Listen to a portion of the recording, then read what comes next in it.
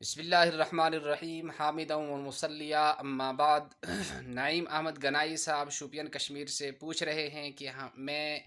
عید کی نماز وہاں پڑھ چکا ہوں جہاں سویرے عید کی نماز کا وقت مقرر کیا گیا تھا۔ وہاں نماز پڑھنے کے بعد کیا میں اپنی قربانی ادا کر سکتا ہوں جبکہ ہماری بستی میں ابھی عید کی نماز نہیں ہوئی ہے؟ جواب ہے کہ آپ کی بستی میں عید کی نماز ہو گئی ہے، لہٰذا آپ اپنی قربانی کر سکتے ہیں، اس میں کوئی حرج نہیں چونکہ آپ خود تو نماز پڑھ چکے ہیں۔ دوسرا سوال حفیظ اللہ شاہ صاحب زچل ڈارہ ہندواڑہ کشمیر سے پوچھ رہے ہیں کہ ہمارے پاس ایک بکری ہے جس بکری کا ایک تھن کٹنے کی وجہ سے بیکار ہو گیا ہے، اس کا دودھ نہیں نکل رہا ہے، کیا ایسی بکری کی قربانی کرنا جائز ہے؟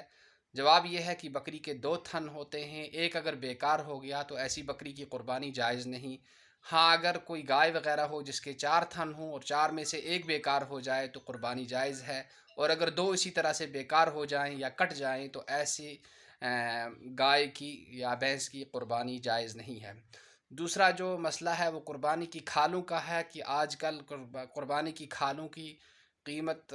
کہیں وصول ہو سکتی ہے یا نہیں ہو سکتی ہے۔ اگر قربانی کی کھالوں کی قیمت وصول ہوتی ہے، چاہے وہ کم ہی ہو تو ان کو دے دینا چاہیے اور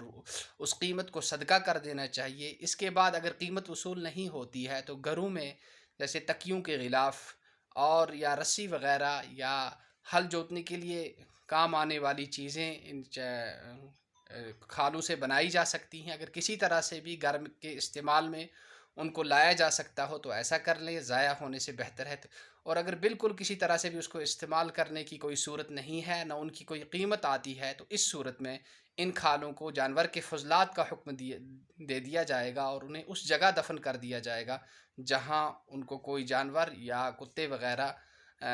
اٹھا کر نہ لے جا سکے اور قربانی کے اس کھال کی بے ادبی اور بے حرمتی نہ ہو۔ لیکن اس صورت میں بھی جو لوگ مدارس کو یا غربا کو یہ کھال دے دیا کرتے تھے ان کا کچھ فائدہ ہو جاتا تھا اس کی قیمت وصول کرنے سے، لیکن اب وہ چونکہ ختم ہو گیا ہے، بہتر ہے اگر وہ